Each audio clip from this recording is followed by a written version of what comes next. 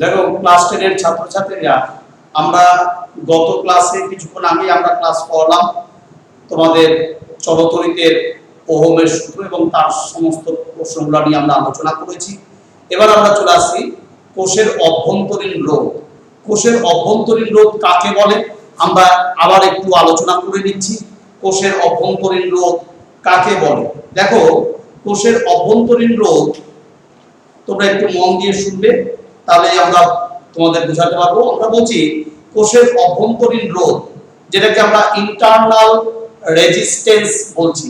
কোষের অভ্যন্তরীণ রোধ অর্থাৎ হচ্ছে কোনো কোষের মধ্যে যে সক্রিয় পদার্থগুলি থাকে বা তরল পদার্থগুলি থাকে, সেই তরল পদার্থের মধ্য দিয়ে তড়িৎ প্রবাহ মাত্রা যখন যাবে, তখন সেই তরল পদার্থগুলো তড়িৎ প্রবাহ মাত্রাকে বাধা দেবে, অর্থাৎ তড়িৎ প্রবাহ মাত্রাকে যেতে বাধা দেবে।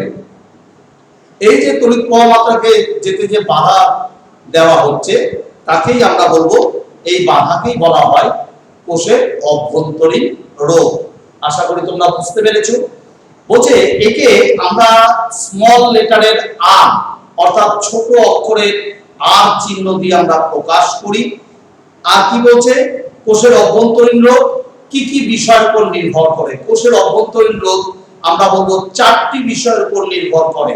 নাম্বার 1, দেখো আমি লিখে রেখেছি যে কোষের অভ্যন্তরীণ রোধ যে বিষয়গুলির উপর নির্ভর করে সেগুলি হলো, দেখো আমি লিখেছি যে নির্ভর করে সেগুলি কোষের অভ্যন্তরীণ রোধ। কোষের অভ্যন্তরীণ রোধ যে বিষয়গুলি উপর নির্ভর করে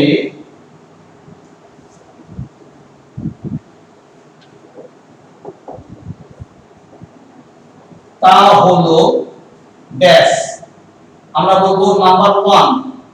নাম্বার 1 আমরা বলছি, দেখো যে তড়িৎ দ্বার দুটির ক্ষেত্রফল।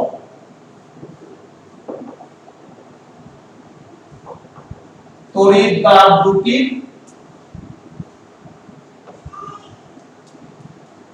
ক্ষেত্রফল কি রকম? আমরা বলবো তড়িৎ দ্বার দুটির ক্ষেত্রফল বেশি হলে অভ্যন্তরীণ রোধ কমে যাবে। তাহলে আমরা বলছি তড়িৎ দ্বার দুটির কোষের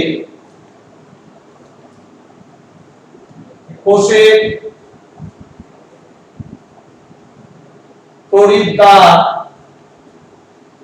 দুটির ক্ষেত্রফল বেশি হলে অভ্যন্তরীণ রোধ কমে যাবে। কোষের অভ্যন্তরীণ বেশি হলে অভ্যন্তরীণ রোধ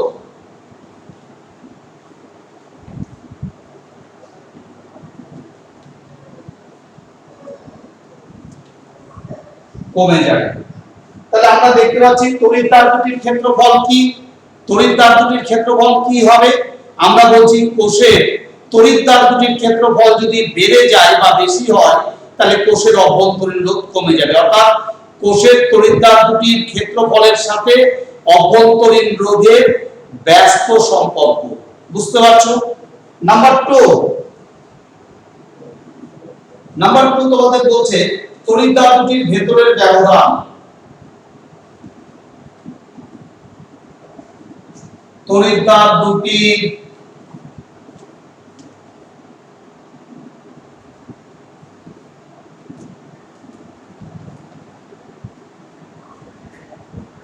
ভেতরের ব্যবধান। তো বলছে দেখো তড়িৎ দ্বার দুটির ভেতরের ব্যবধান বাড়লে অভ্যন্তরীণ রোধ বাড়বে। ঠিক আছে? তাহলে আমরা বলছি কোষের তড়িৎ দ্বার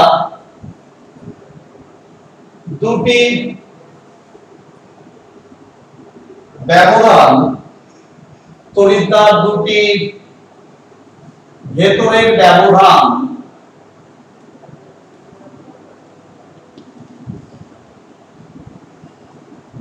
ব্যবধান বাড়লে অভ্যন্তরীণ রোধ, অভ্যন্তরীণ রোধ বাড়বে। তাহলে অর্থাৎ কোষের তড়িৎদ্বার দুটির ভেতরের ব্যবধান যদি বেড়ে যায় তাহলে কোষের অভ্যন্তরীণ রোধটা বেড়ে যাবে। এটা মাথায় রাখবে, এটা সরল সম্পর্ক। নাম্বার 3 নম্বর, সক্রিয় তরলের প্রকৃতি।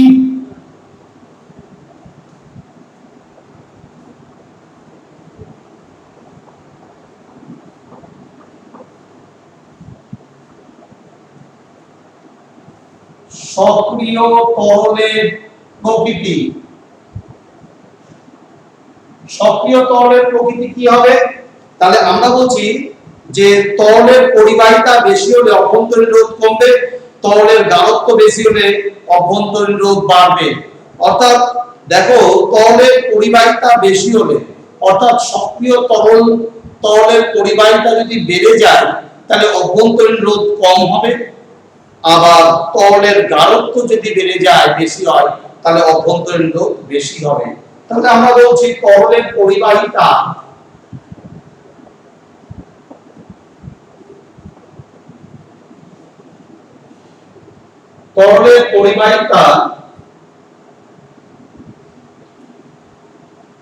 পরিবাহিতা বেশি হলে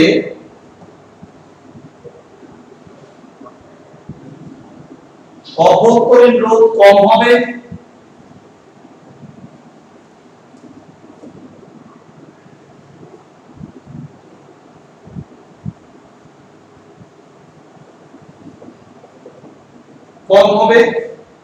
তরলের গাঢ়ত্ব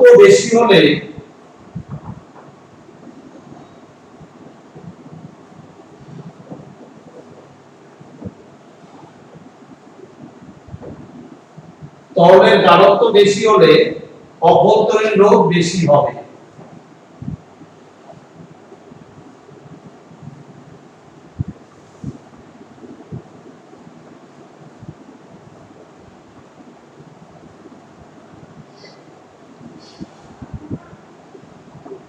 নাম্বার 4, দেখো আরেকটা হচ্ছে সক্রিয় তরলের উষ্ণতা।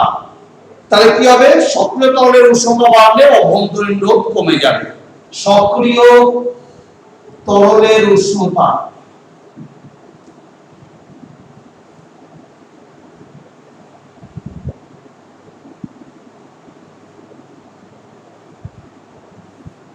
তাহলে আমরা বলছি সক্রিয় তরলের উষ্ণতা বাড়লে অভ্যন্তরীণ রোধ কমে যাবে।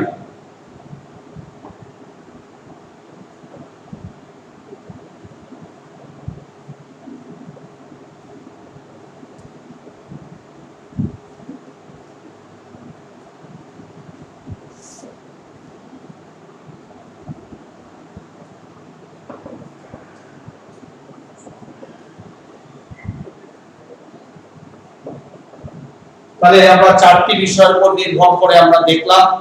তাহলে আমরা দেখতে পাচ্ছি, আমি আবার আলোচনা করে দিচ্ছি তোমাদেরকে। তাহলে আমরা বলছি দেখো, কোষের অভ্যন্তরীণ রোধ কোন কোন বিষয়ের উপর নির্ভর করে? আমরা বলবো চারটি বিষয়ের উপর নির্ভর করে। নাম্বার 1, 1 নম্বর আমরা বলছি তড়িৎদ্বার দুটির মধ্যে ক্ষেত্রফল। তড়িৎদ্বার অর্থাৎ দুটো তড়িৎদ্বার থাকে, তোমরা প্রত্যেকই জানো, একটা পজিটিভ একটা নেগেটিভ।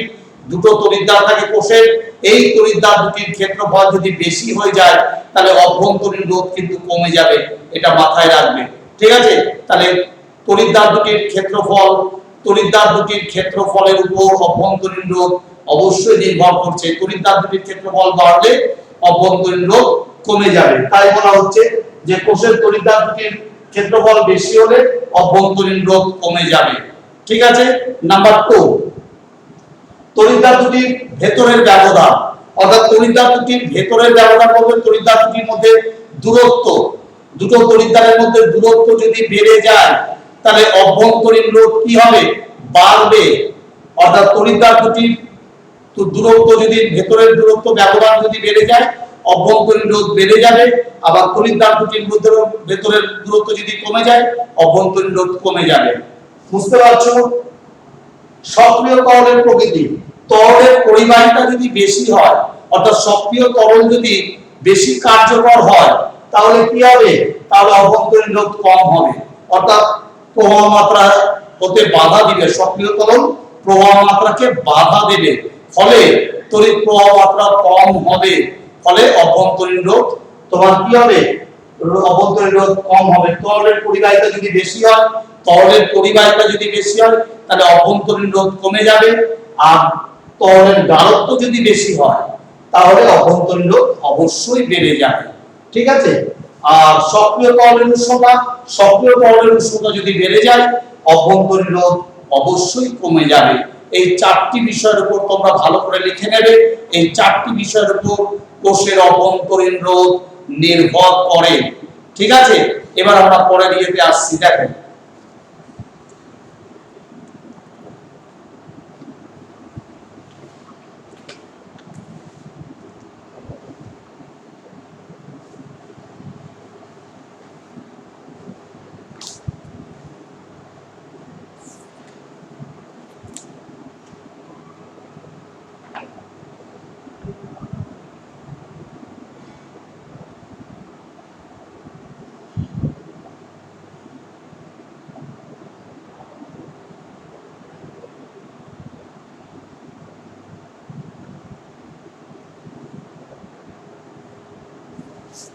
আমরা পরের কোর্সে চলে আসলাম, তোমাদের পাঠ্য বইয়েরই। দেখো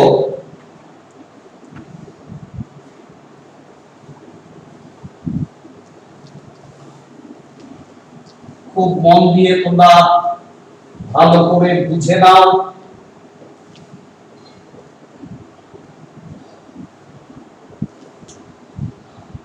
খুব মনোযোগ সহকারে পড়বে। দেখো আমরা চলে গেলাম পরের প্রশ্ন, যে কোষের অভ্যন্তরীণ রোধ আর তড়িৎচালক বলের মধ্যে সম্পর্ক। খুব ইম্পর্টেন্ট, ভিভিআই তড়িৎচালক বল ও অভ্যন্তরীণ রোধের মধ্যে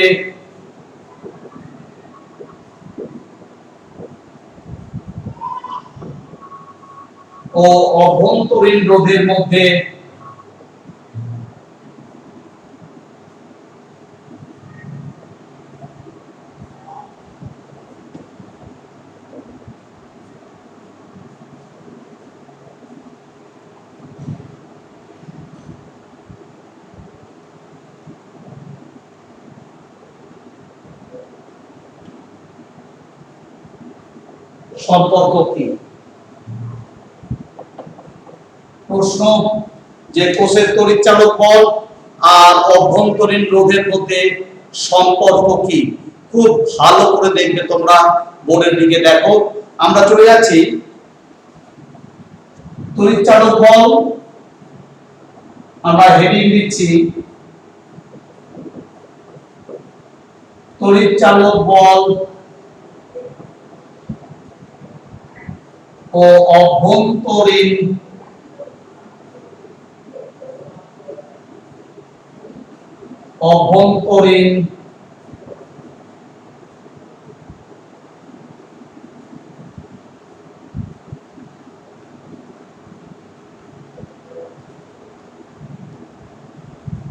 রোধের মধ্যে সম্পর্ক।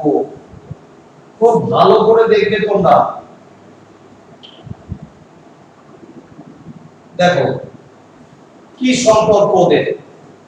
তাহলে অভ্যন্তরীণ রোধ থাকার জন্য একটি তড়িৎচালক বল, কোষের তড়িৎচালক বল ই আমরা ধরে নিচ্ছি, কোষের তড়িৎচালক বলকে ক্যাপিটাল ই, আর অভ্যন্তরীণ রোধকে তো স্মল আর, তোমরা তো জানো। তো এর সঙ্গে শ্রেণীতে যুক্ত করলে, শ্রেণীর সমবায় যদি যুক্ত করি তাহলে অভ্যন্তরীণ রোধ এর মান, অভ্যন্তরীণ রোধ আর এর সমবায় ভাবা যায়, আমরা সমবায় হিসাবে ভাবতে পারি। কি রকম? ধরা যাক আমরা ধরে নিচ্ছি যে ই হচ্ছে তড়িৎচালক বল, আর হচ্ছে অভ্যন্তরীণ রোধ বিশিষ্ট একটি তড়িৎ কোষকে আর রোধ বিশিষ্ট রোধকের সঙ্গে যুক্ত করে একটি বর্তনী, তড়িৎ বর্তনীর সাথে যুক্ত করা হলো। তাহলে দেখো আমরা অভ্যন্তরীণ রোধ থাকার জন্য আমরা কি করতে পারি? তাহলে অভ্যন্তরীণ রোধ থাকার জন্য একটি তড়িৎ কোষকে তড়িৎচালক বল ই এবং তার সঙ্গে এর সাথে শ্রেণীতে যুক্ত একই শ্রেণীতে যুক্ত রোধ অভ্যন্তরীণ রোধ আর এর সমবায় হিসাবে ভাবা যেতে পারে। অর্থাৎ তড়িৎচালক বল আর অভ্যন্তরীণ রোধ এরা শ্রেণী সমবায়, একই শ্রেণী সমবায় রয়েছে, এটা আমরা ভাবতে পারি। তাহলে আমরা ধরে নিচ্ছি, মনে করি, প্রথমেই আমরা ধরে নিচ্ছি, দেখো মনে করি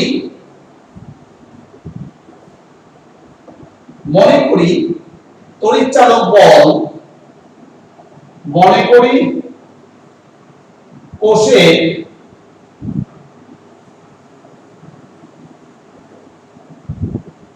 তড়িৎচালক বল ক্যাপিটাল ই, ঠিক আছে, আর অভ্যন্তরীণ রোধ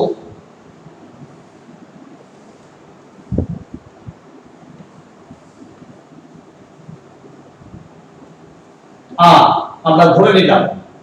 দেখো এটা আমরা ধরে নিলাম অভ্যন্তরীণ রোধ আর একটি তড়িৎ কোষকে আর বিশিষ্ট রোধকের সঙ্গে যুক্ত করে একটি তড়িৎ বর্তনী তৈরি করলাম। আর কি করলাম, কোষের তড়িৎচালক বল ই, অভ্যন্তরীণ রোধ আর একটি তড়িৎ কোষকে আর রোধ বিশিষ্ট, আর তড়িৎ কোষকে আর রোধ হচ্ছে কি, রোধ হচ্ছে তড়িৎ কোষের রোধ হচ্ছে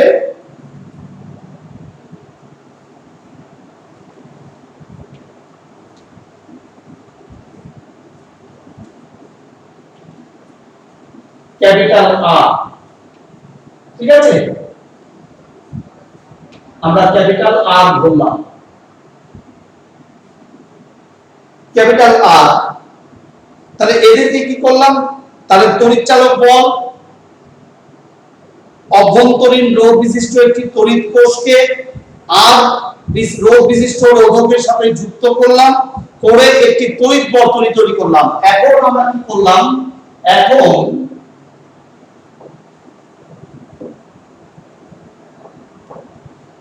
আমরা কি করছি, দেখো ই তড়িৎচালক বল বিশিষ্ট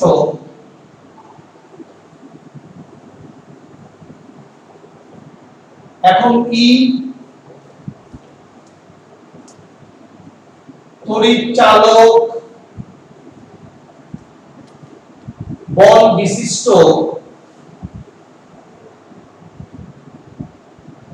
তড়িৎচালক বল এবং আর অভ্যন্তরীণ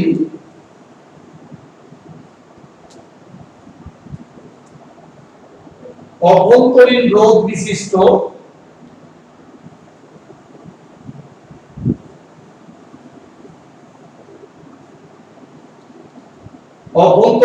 বিশিষ্ট একটি তড়িৎ কোষকে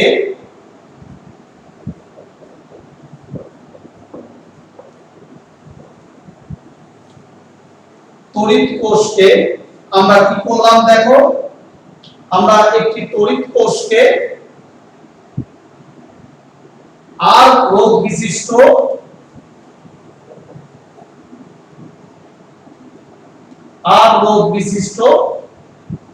রোধকের সঙ্গে যুক্ত করে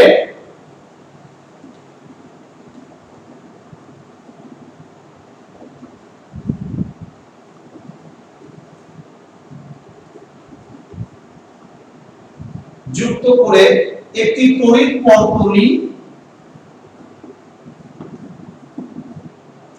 তড়িৎ বর্তনী তৈরি করা হলো।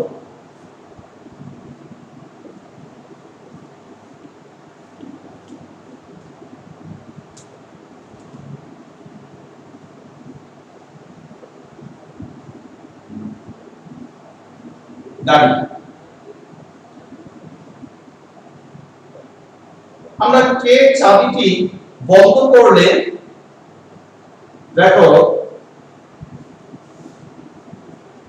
কে চাবিটি, আমরা এটা এঁকে নিই একটু,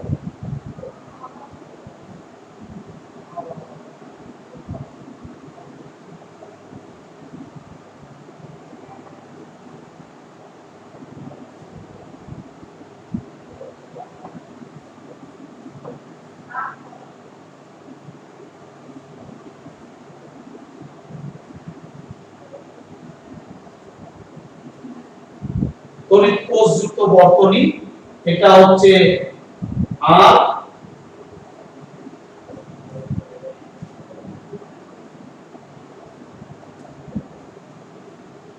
আই তড়িৎ প্রবাহ মাত্রা, ই হচ্ছে তড়িৎ চালক বল, ছোট হাতের আর হচ্ছে তোমার অভ্যন্তরীণ রোধ, অভ্যন্তরীণ রোধ।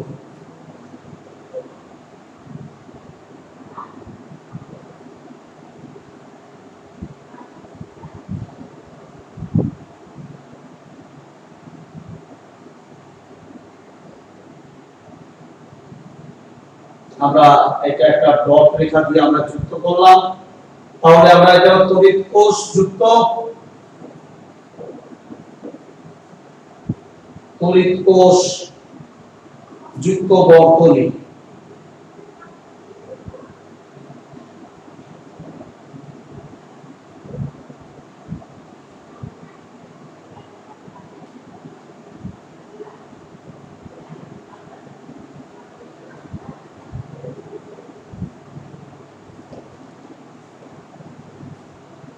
তড়িৎ কোষ যুক্ত বর্তনী।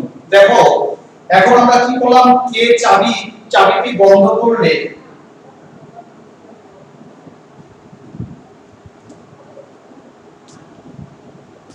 কে চাবিটি যদি বন্ধ করি তাহলে বর্তনীটি সংযুক্ত হয়,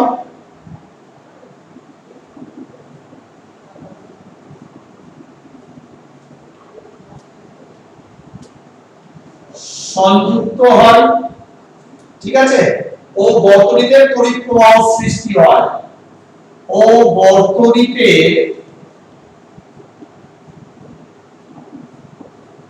তড়িৎ প্রবাহ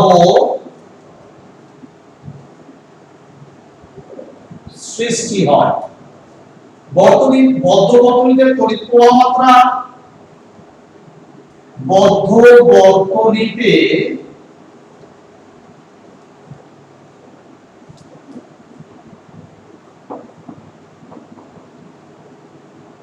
তড়িৎ প্রবাহ মাত্রা I হলে, তড়িৎ প্রবাহ মাত্রা আমরা I বলছি, I হলে কি হবে, I ইকুয়ালস টু আমরা বলবো, দেখো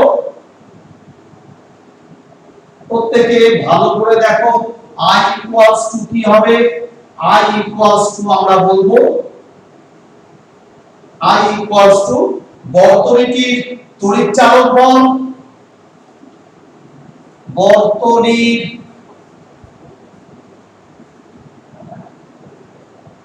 তড়িৎ চালক বল বাই বর্তনীর মোট রোধ।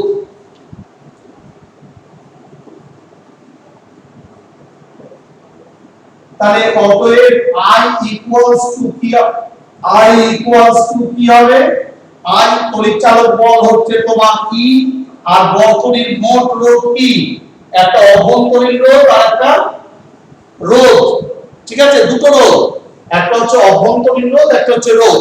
তাহলে R প্লাস স্মল লেটারের R, দুটোই রোধ, ঠিক আছে। তাহলে অর আমরা তড়িৎ চালক বল E ইকুয়ালস টু কি হয়ে যাবে, I in IR plus I small লেটারের R, ঠিক আছে। এখানে IR টা কি হয়ে যাচ্ছে, এখানে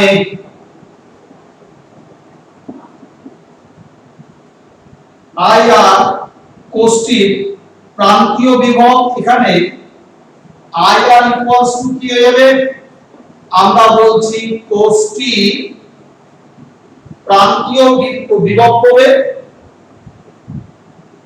দুই প্রান্তের প্রান্তীয়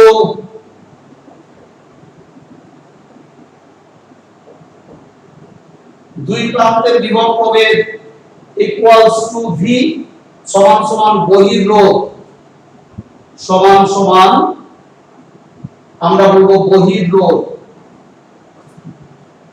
ব্র্যাকেটে ক্যাপিটাল আর, তাহলে এদের মধ্যে সম্পর্ক স্থাপন করলাম। তাহলে দেখো আমরা একটা সুন্দর সম্পর্ক পেয়ে গেলাম। আই আর হচ্ছে আই হচ্ছে তোমার তড়িৎ প্রবাহ মাত্রা, আর কি আর হচ্ছে রোধ, কোষের রোধ। আই হচ্ছে তড়িৎ প্রবাহ মাত্রা আর ক্যাপিটাল আর হচ্ছে রোধ। তাহলে তড়িৎ প্রবাহ মাত্রা রোধ সমান সমান কি বলবো, কোষটির প্রান্তীয় বিভব প্রভেদ ইকুয়ালস টু ভি। আমরা জানি দুই প্রান্তের বিভব প্রভেদ আমরা capital V. V equals to কি হয়ে যাবে, বহির্রোধ হয়ে যাবে, কোষটির বহির্রোধ ক্যাপিটাল আর। বুঝতে পারছো? তাহলে আমরা বলছি এর একক, আর এর একক,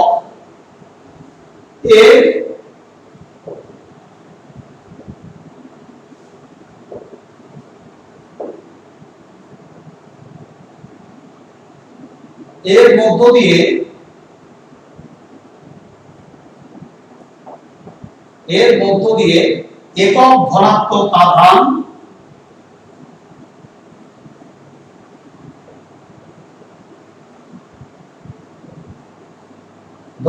আধানকে তড়িৎদ্বার, ধনাত্মক আধানকে ধনাত্মক তড়িৎদ্বার থেকে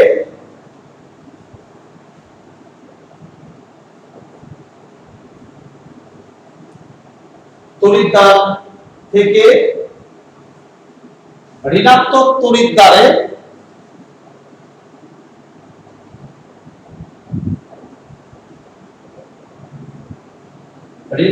তড়িৎদ্বারে নিয়ে যেতে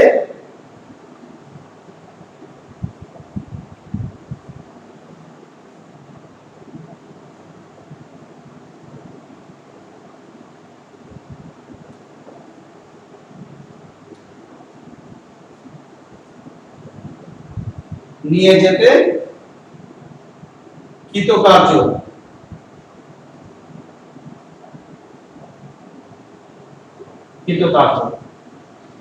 তাহলে আমরা দেখলাম যে এই তোমাদের প্রান্তীয় বিভব, এখানে আমরা বলছি আইআর ইকুয়ালস টু কি হবে, কোষটির প্রান্তীয় বিভব ইকুয়ালস টু ভি, অর্থাৎ বহির্রোধ যেটাকে বলছি, এর মধ্য দিয়ে, এই বহির্রোধের মধ্য দিয়ে একক ধনাত্মক আধানকে ধনাত্মক তড়িৎদ্বার থেকে ঋণাত্মক তড়িৎদ্বারে নিয়ে যেতে আমাদের কৃতকার্য, এটাই বলছে আইআর। ঠিক আছে?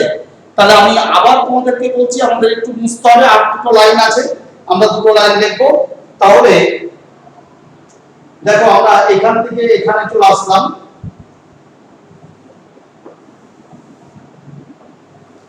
কারণ আমাদের এখানে জায়গা নেই, আমরা এই স্টার থেকে স্টারে চলে আসলাম, তবে এই স্টার থেকে স্টারে চলে আসবে। তাহলে অতএব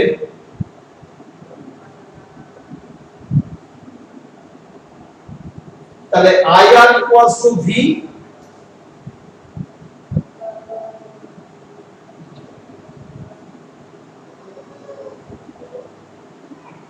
IR equals to, দেখো খুব ইম্পর্টেন্ট জিনিস তোমাদের দেখানো হচ্ছে, IR equals to V সমান সমান তড়িৎ কোষের ছোট হাতের v, তড়িৎ কোষের অভ্যন্তরে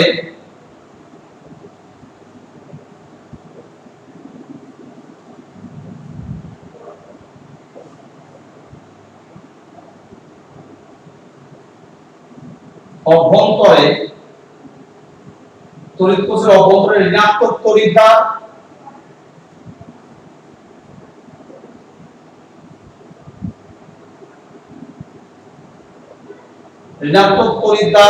থেকে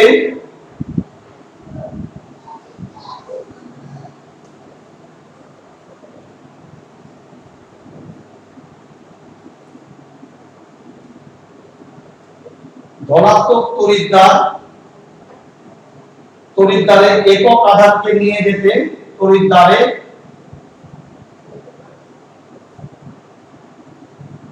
একক আধানকে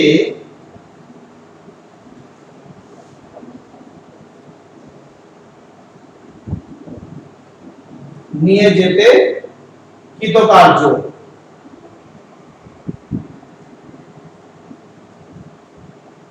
তাহলে অতএব আমরা বলবো E equals to capital V small v, capital V plus small v,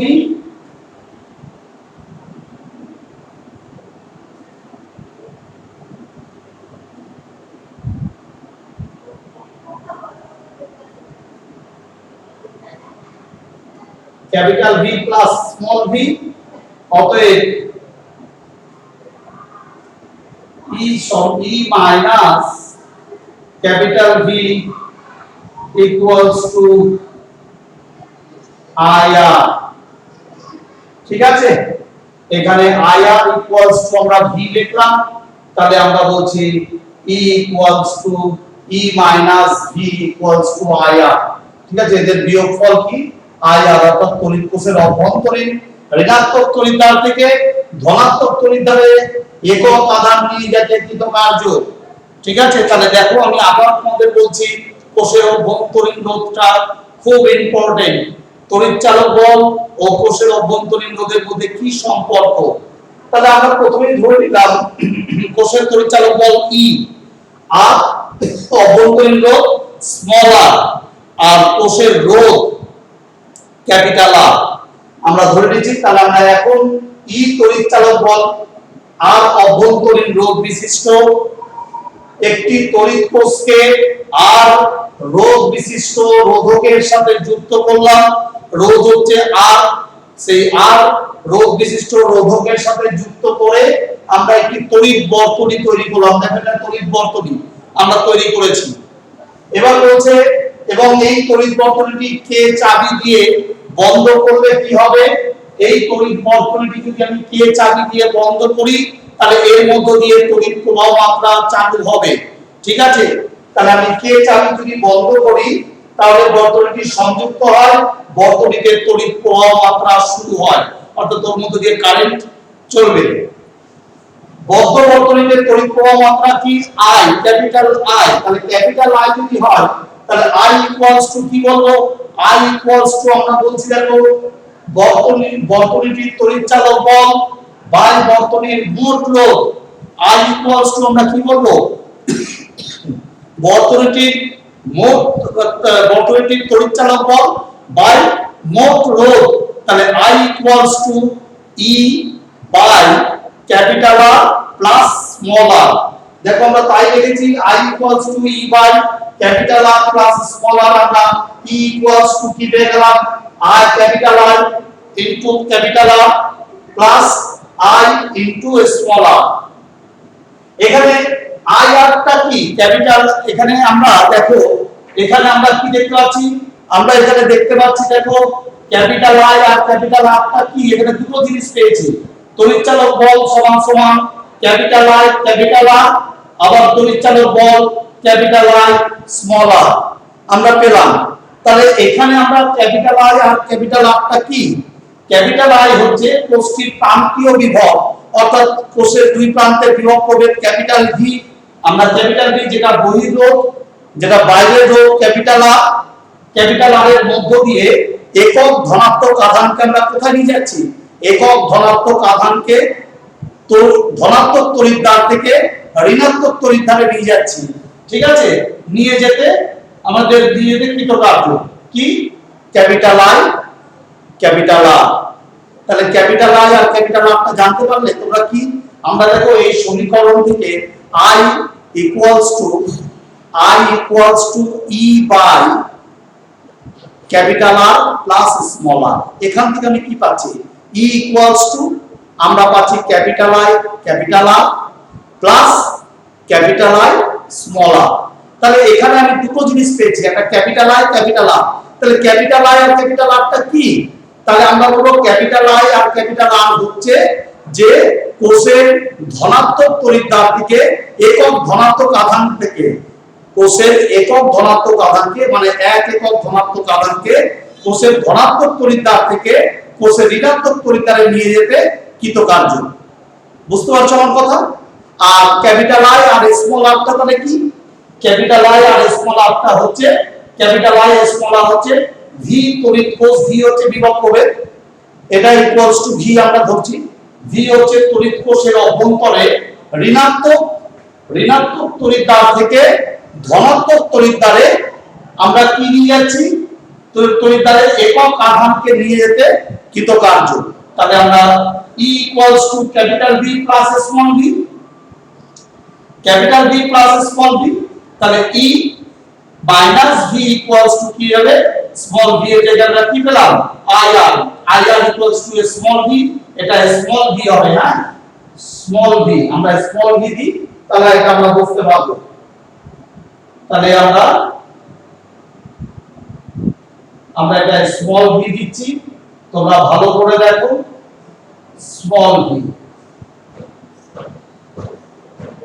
তাহলে তোমরা বুঝতে পারছো এটা স্মল v, এটা ক্যাপিটাল V, এটা স্মল v, তাহলে IR equals to v small v, তাহলে এই স্মল v এর জায়গায় আমি কি লিখলাম, এই ভিটাকে পক্ষান্তর করলাম, E minus capital V equals to আমরা স্মল v এর জায়গায় IR লিখলাম।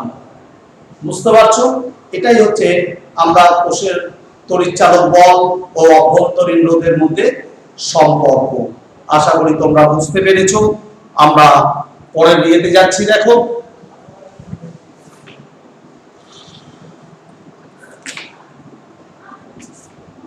দেখো আমরা চলে আসছি।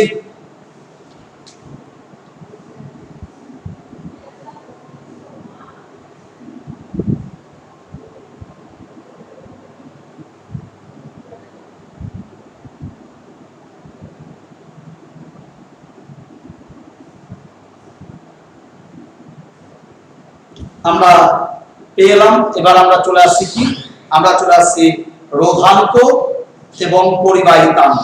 রোধাঙ্ক এবং পরিবাহিতাঙ্কটা কি আমরা একটু দেখে নিই, ঠিক আছে। আমরা চলে আসছি রোধাঙ্ক আর পরিবাহিতাঙ্ক। বলছে পরিবাহী তার, কোন পরিবাহী তার দেখো দৈর্ঘ্য প্রস্থচ্ছেদের ক্ষেত্রফলের উপর রোধের নির্ভরশীলতা। বলছে দেখো পরিবাহী রোধ কোন কোন বিষয়ের উপর নির্ভর করে। খুব সুন্দর প্রশ্ন, কোন পরিবাহী রোধ কোন কোন বিষয়ের উপর নির্ভর করে। তাহলে আমরা বলবো পরিবাহী রোধ প্রধানত তিনটি বিষয়ের উপর নির্ভর করে। মনে রাখবে কোন পরিবাহী রোধ তিনটি বিষয়ের উপর নির্ভর করে। একটা হচ্ছে পরিবাহীর দৈর্ঘ্য, নাম্বার 2 হচ্ছে পরিবাহীর প্রস্থচ্ছেদ, আর নাম্বার 3 হচ্ছে পরিবাহীর উপাদান। এই তিনটা বিষয়ের উপর নির্ভর করে। আরো অন্যান্য চারটি বিষয়ের উপর নির্ভর করে। আরো অন্যান্য নির্ভরশীলতা যদি বলি আরো চারটা বিষয়ের উপর নির্ভর করে। আমরা ওটা পরে আসছি, আগে তিনটি বিষয় প্রধান। আমরা এই তিনটি বিষয়ের উপর নির্ভর করে কোন পরিবাহী রোধ, সেটা আমরা আলোচনা করছি। তোমরা মন দিয়ে শুনে যাও। বোঝে কোন পরিবাহী রোধ কার উপর নির্ভর করে, দৈর্ঘ্যের উপর নির্ভর করে। আমরা বললাম কোন পরিবাহী রোধ দৈর্ঘ্যের উপর অবশ্যই নির্ভর করবে। কিভাবে নির্ভর করবে, বলছে উষ্ণতা, উপাদান এবং প্রস্থচ্ছেদের ক্ষেত্রফল। উষ্ণতা, উপাদান, প্রস্থচ্ছেদের ক্ষেত্রফল যদি স্থির থাকে তাহলে কোন পরিবাহীর রোধ দৈর্ঘ্যের সমানুপাতিক হবে। অর্থাৎ পরিবাহীর রোধ দৈর্ঘ্য যদি বেড়ে যায় তাহলে রোধ বাড়বে, পরিবাহীর দৈর্ঘ্য যদি ছোট কম হয় তাহলে রোধ কম হবে। বুঝতে পারছো, তাহলে কোন পরিবাহী রোধ কি কি বিষয়ের উপর নির্ভর করছে, আমরা বললাম তিনটি বিষয়ের উপর। একটা হচ্ছে পরিবাহী রোধ, দেখো আমরা চলে যাচ্ছি।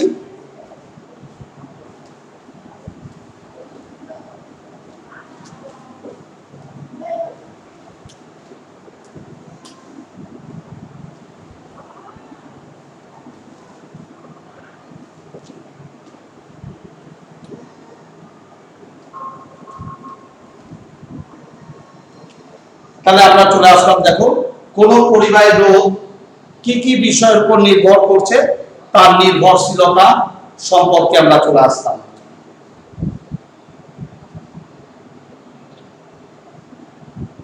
আমরা চলে আসছি, দেখো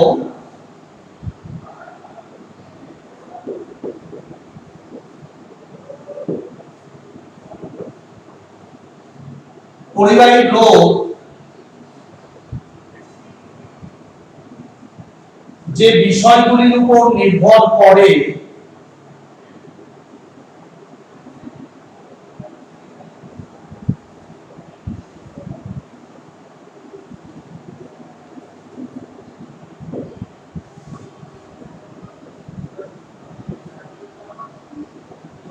এক নম্বর পরিবাহীর দৈর্ঘ্য,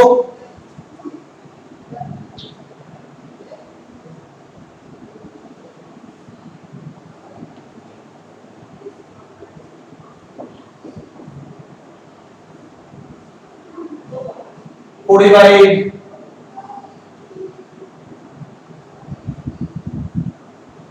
দৈর্ঘ্যের উপর পরিবাহীর প্রস্থচ্ছেদের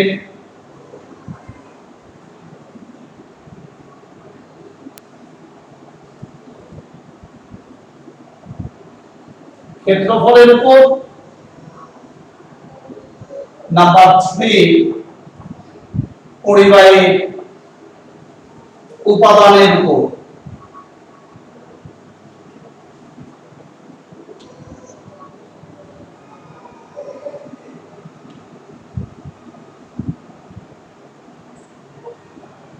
এই তিনটা বিষয়ের উপর নির্ভর করে।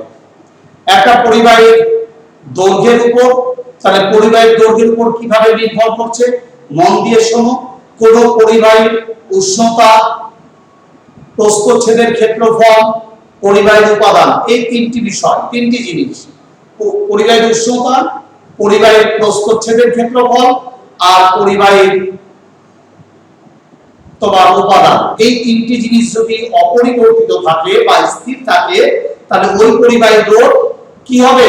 ওই পরিবাহী রোধ কার উপর নির্ভর করবে? পরিবাহী রোধ দৈর্ঘ্যের সমানুপাতিক হবে। অর্থাৎ দৈর্ঘ্য যদি বেশি হয় বা বড় হয়, দৈর্ঘ্য বেশি হলে পরিবাহী রোধ বেশি হবে, দৈর্ঘ্য কম হলে পরিবাহী রোধ কম হবে। আমার কথা বুঝতে পেরেছো? তাহলে আমরা যদি বলি যে আর ভ্যারিজেস পরিবাহী রোধ, পরিবাহী রোধ দেখো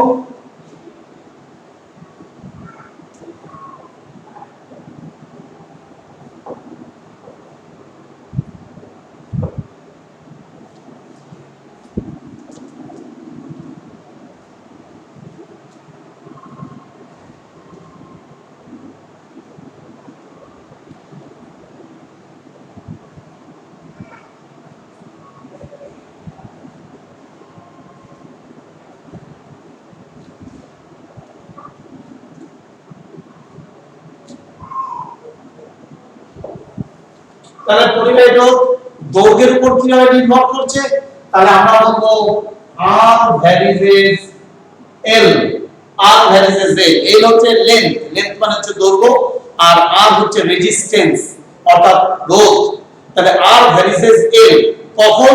পরিবাহীর উষ্ণতা, পরিবাহীর প্রস্থচ্ছেদের ক্ষেত্রফল, পরিবাহীর উপাদান যখন স্থির। তাহলে আমরা বলবো R ইকুয়ালস টু কি হবে? R ইকুয়ালস টু আমরা বলবো, তাহলে এখানে আমরা দেখো যে R ভ্যারিজেস L হয়ে যাচ্ছে, ঠিক আছে? তার মানে আমরা পেয়ে যাচ্ছি, দেখো এখানে বলছে পরিবাহী রোধ দৈর্ঘ্যের সমানুপাতিক, অর্থাৎ দৈর্ঘ্য বাড়লে রোধ বাড়বে, দৈর্ঘ্য কমলে রোধ কমে যাবে। নাম্বার 2 প্রস্থচ্ছেদের ক্ষেত্রফলের উপর কিভাবে রোধ নির্ভর করছে? কোন পরিবাহী রোধ প্রস্থচ্ছেদের ক্ষেত্রফলের উপর কিভাবে নির্ভর করে? তাহলে আমরা বলবো কোন পরিবাহীর উষ্ণতা, পরিবাহীর দৈর্ঘ্য, পরিবাহীর উপাদান।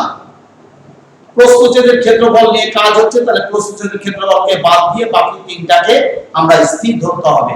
পরিবাহীর উষ্ণতা, পরিবাহীর দৈর্ঘ্য, পরিবাহীর উপাদান যদি অপরিবর্তিত থাকে বা স্থির থাকে তাহলে কোন পরিবাহীর রোধ ওই পরিবাহীর প্রস্থচ্ছেদের ক্ষেত্রফলের ব্যস্তানুপাতিক হবে। আবার বলছি, কোন পরিবাহীর উষ্ণতা, পরিবাহীর দৈর্ঘ্য এবং পরিবাহীর উপাদান যদি স্থির থাকে বা অপরিবর্তিত থাকে তাহলে ওই পরিবাহীর রোধ ওই পরিবাহীর প্রস্থচ্ছেদের ক্ষেত্রফলে ব্যস্তানুপাতিক হবে। ভালো করে বুঝে নাও। তাহলে আমরা কি বলবো? তাহলে অর্থাৎ আমরা বলবো R ভ্যারিজেস, আমরা বলবো নাম্বার 2 R ভ্যারিজেস 1/a, রোধ কি হবে? প্রস্থচ্ছেদের ক্ষেত্রফলের ব্যস্তানুপাতিক। এখানে এ হচ্ছে তোমার কি প্রস্থচ্ছেদের ক্ষেত্রফল, যেহেতু ব্যস্ত সম্পর্ক তাই 1/a হয়ে গেল, তাহলে r ভ্যারিসেস 1/a। তোমরা বুঝতে পারছো? তাহলে আমরা বলবো পরিবাহীর প্রস্থচ্ছেদের ক্ষেত্রফল যদি বেশি হয় তাহলে রোধ কম হবে, আর পরিবাহীর প্রস্থচ্ছেদের ক্ষেত্রফল যদি কম হয় রোধ বেড়ে যাবে, অর্থাৎ ব্যস্ত সম্পর্ক। আবার বলছি, পরিবাহীর প্রস্থচ্ছেদের ক্ষেত্রফল যদি বেশি হয় রোধ কমে যাবে, আবার পরিবাহীর প্রস্থচ্ছেদের ক্ষেত্রফল যদি কম হয় রোধ বেড়ে যাবে। তাহলে তোমরা বুঝতে পারছো? আর আরেকটা উপাদান কি? আরেকটা উপাদান বলছে আমাদের আমাদের উপাদানের উপর কিভাবে নির্ভর করে। দেখো, পরিবাহী রোধ অবশ্যই উপাদানের উপর নির্ভর করবে। কিভাবে? দেখো, আমরা বলছি পরিবাহীর উপাদানের উপর কিভাবে নির্ভর করে। তাহলে আমরা বলছি দেখো যে দৈর্ঘ্য, পরিবাহীর দৈর্ঘ্য আর প্রস্থচ্ছেদ বিভিন্ন, বলছে একই দৈর্ঘ্য এবং একই প্রস্থচ্ছেদ। তাহলে একই দৈর্ঘ্য আর একই প্রস্থচ্ছেদের বিভিন্ন তারের রোধ তাদের উপাদানের উপর নির্ভর করবে। আমরা আবার বলছি দেখো, একই দৈর্ঘ্যের আর একই প্রস্থচ্ছেদের রোধ, পরিবাহীর রোধ কি হবে? একই দৈর্ঘ্য, কোন পরিবাহীর দৈর্ঘ্য আর প্রস্থচ্ছেদ একই, ঠিক আছে? সেই ক্ষেত্রে ওই পরিবাহীর রোধ কি হবে? ওই পরিবাহীর বিভিন্ন উপাদানের উপর নির্ভর করবে। পরিবাহীটি কোন উপাদান দিয়ে তৈরি তার উপর নির্ভর করবে, অর্থাৎ বিভিন্ন পরিবাহীর রোধ ভিন্ন ভিন্ন হবে, ঠিক আছে? একই হবে না। তাই আমাদের বলছে যে একই দৈর্ঘ্য আর একই প্রস্থচ্ছেদের বিভিন্ন তারের রোধ তাদের উপাদানের উপর অবশ্যই নির্ভর করবে। যেমন একই দৈর্ঘ্য আর একই প্রস্থচ্ছেদের তামা আর রূপার তারের মধ্য দিয়ে রূপার তারের রোধ কম, তাই ওর মধ্য দিয়ে রূপার তারের রোধ কম হলে ওর মধ্য দিয়ে কি হবে? তড়িৎ প্রবাহ মাত্রা বেশি হবে। তাই আমাদের বলছি দেখো, R ভ্যারিসেস L/A, যেমন L আর A পরিবর্তনশীল, তাহলে R ইকুয়াল টু, আমরা বলছি দেখো রোধাঙ্ককে আমরা স্মল p দিয়ে প্রকাশ করি, L/A, p হচ্ছে এখানে ধ্রুবক। তাহলে এই p কে তারের উপাদানের রোধাঙ্ক বা আপেক্ষিক রোধ বলা হচ্ছে।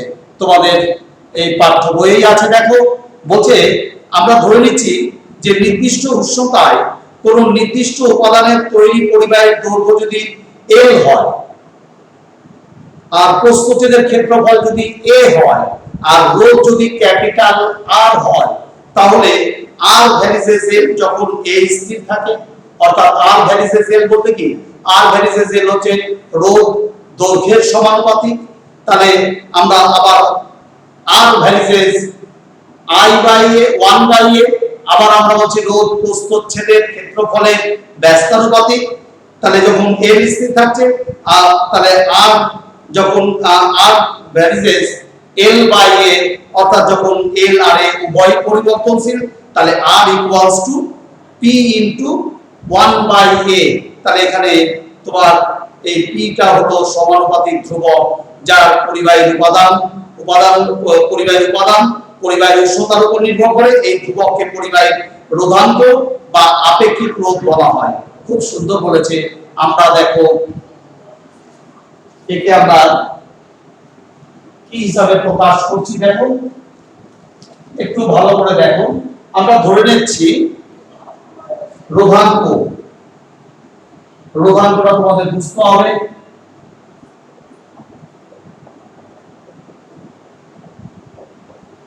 রোধাঙ্ক কি? দেখো, আমরা ধরে নিচ্ছি, মনে করি পরিবাহীর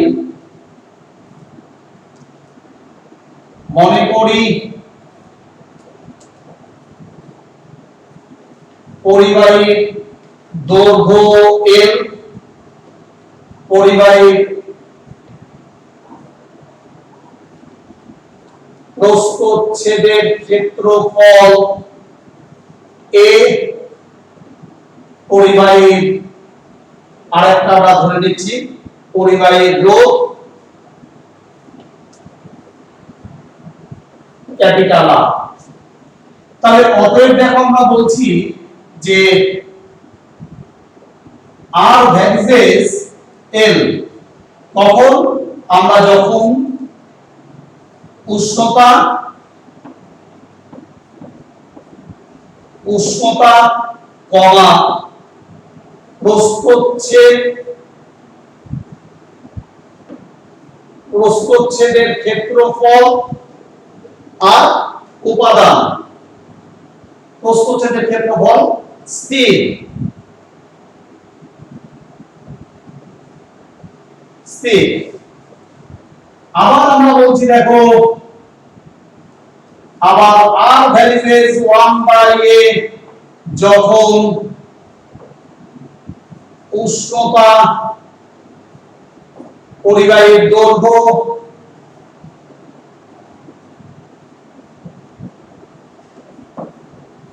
আমরা বলছি স্থির।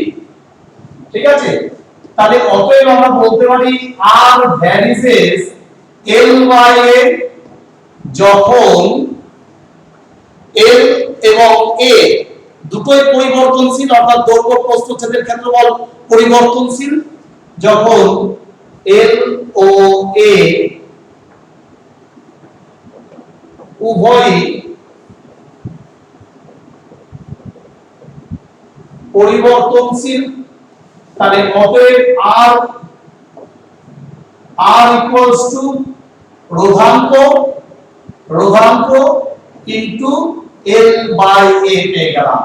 এখানে রোধাঙ্ক হলো আপেক্ষিক রোধ, সমানুপাতিক ধ্রুবক।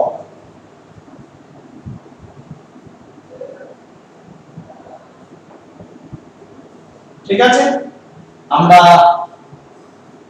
এটাকে বলছি সমানুপাতিক ধ্রুবক। তাহলে এটা এই তোমার এই সমানুপাতিক ধ্রুবক কোন কোন বিষয়ের উপর নির্ভর করে? উষ্ণতার উপর, পরিবাহীর দৈর্ঘ্যের উপর, পরিবাহীর প্রস্থচ্ছেদের ক্ষেত্রফলের উপর এটা নির্ভর করবে সমানুপাতিক ধ্রুবক। মনে রাখবে, তাহলে সমানুপাতিক ধ্রুবক তিনটি বিষয়ের উপর নির্ভর করছে: পরিবাহীর দৈর্ঘ্যের উপর, পরিবাহীর প্রস্থচ্ছেদের ক্ষেত্রফলের উপর এবং পরিবাহীর তোমার উপাদানের উপর অবশ্যই নির্ভর করবে উষ্ণতার উপর। তাহলে আমরা দেখতে পাচ্ছি যে তাহলে এই ধ্রুবককে আমরা কি বলবো? এই ধ্রুবককে আমরা বলবো রোধাঙ্ক বা আপেক্ষিক রোধ বলা হবে। ঠিক আছে, এই উপরের সম্পর্কটি থেকে আমরা দেখা যায় যে l equals to 1, a equals to 1, তাহলে r ইকুয়ালস টু রোধাঙ্ক হয়ে যাবে। ঠিক আছে, তাহলে একক দৈর্ঘ্য এবং একক প্রস্থচ্ছেদ যুক্ত পরিবাহী রোধকে ওই পরিবাহীর উপাদানের রোধাঙ্ক বলা হয়। অর্থাৎ এক একক পরিবাহীর দৈর্ঘ্য যদি 1 একক হয়, পরিবাহীর প্রস্থচ্ছেদ যদি 1 একক হয়, তাহলে ওই পরিবাহীর রোধকে আমরা বলবো পরিবাহীর উপাদানের রোধাঙ্ক। বা অন্যভাবে বলা যেতে পারে যে কোনো পদার্থের একক ঘনকের দুই বিপরীত পৃষ্ঠতলের মধ্যে রোধ হলে ওই পদার্থের রোধাঙ্ক বা আমরা আপেক্ষিক রোধ বলবো। তাহলে রোধাঙ্কের একক সিজিএস পদ্ধতিতে রোধাঙ্কের একক হচ্ছে ওহম সেমি। ওহম একটা ছোট্ট হাইফেন দিয়ে সেমি লিখবে, আর এসআই পদ্ধতিতে রোধাঙ্কের একক হচ্ছে ওহম একটা ছোট্ট হাইফেন দিয়ে মিটার। খুব ভালো করে করবে। এবার আমরা চলে আসছি পরিবাহিতাঙ্ক। পরিবাহিতাঙ্ক কাকে বলছে? রোধাঙ্কের অনন্যকি হলো পরিবাহিতাঙ্ক। তোমরা প্রত্যেকে জানো রোধাঙ্কের অনন্যক হচ্ছে আমরা যেটাকে পরিবাহিতাঙ্ক বলছি। একে আমরা ডেল অক্ষর দ্বারা চিহ্নিত করে সূচিত করি। পরিবাহিতাঙ্ক ডেল ইকুয়ালস টু 1/p, অর্থাৎ আমরা একে বলবো যে পরিবাহিতাঙ্কের একক সিজিএস পদ্ধতিতে পরিবাহিতাঙ্কের একক হচ্ছে মো সেমি টু দি পাওয়ার -1 বা মো প্রতি সেন্টিমিটার, আর এসআই পদ্ধতিতে এর একক হচ্ছে মো প্রতি মিটার। তাহলে আমরা দেখলাম যে দেখো আমরা এখনই দেখলাম যে তোমাদের